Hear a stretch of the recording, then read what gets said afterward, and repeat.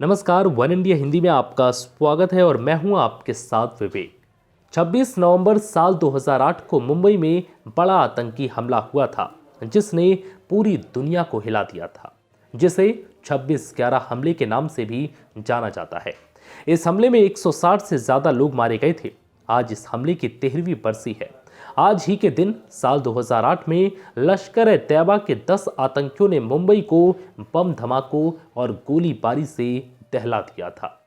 मुंबई एक तरह से करीब 8 घंटे तक बंधक बन गई थी। इस आतंकी हमले को आज 13 साल हो चुके हैं।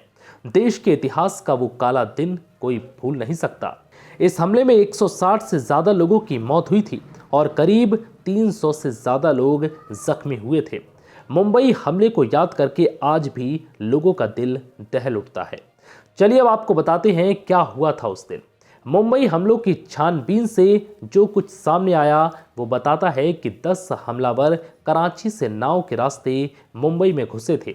वहां से ये आतंकी 4 ग्रुपों में बंट गए और टैक्सी लेकर अपनी मंजिल का रुख किया। रात के तकरीबन 9:30 बजे मुंबई के छत्रपति शिवाजी टर्मिनल पर गोलीबारी की खबरें मिली। मुंबई के इस ऐतिहासिक रेलवे स्टेशन के मेन हॉल में 2 हमलावर घुसे और अंधाधुंध फायरिंग शुरू कर दी। इनमें एक अजमल कसाब था जिसे अब फांसी दी जा चुकी है। दोनों के हाथ में AK-47 राइफलें थी और 15 मिनट में ही उन्होंने 52 लोगों को मौत के घाट उतार दिया और 105 लोग जख्मी हुए थे।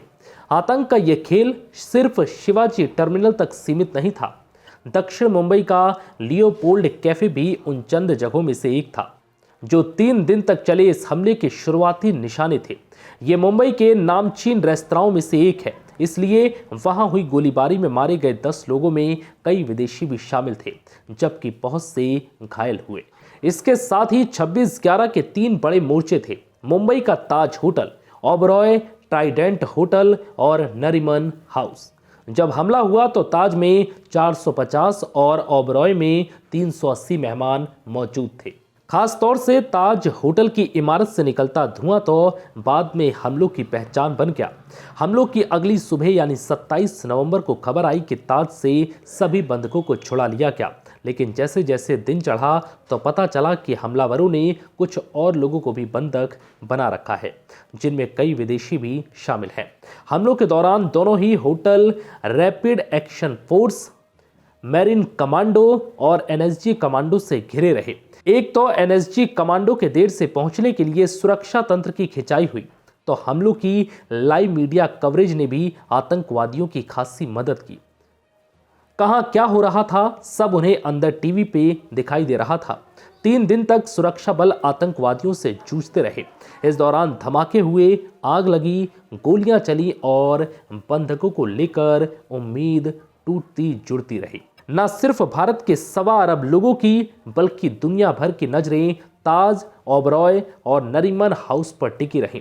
29 नवंबर की सुबह तक 9 हमलावरों का सफाया हो चुका था और अजमल कसाब के तौर पर एक हमलावर पुलिस की गिरफ्त में था। स्थिति पूरी तरह नियंत्रण में आ चुकी थी, लेकिन लगभग 160 लोगों की जान तब तक जा चुकी थी। फिलहाल इस वीडियो में इतना ही। नमस्कार।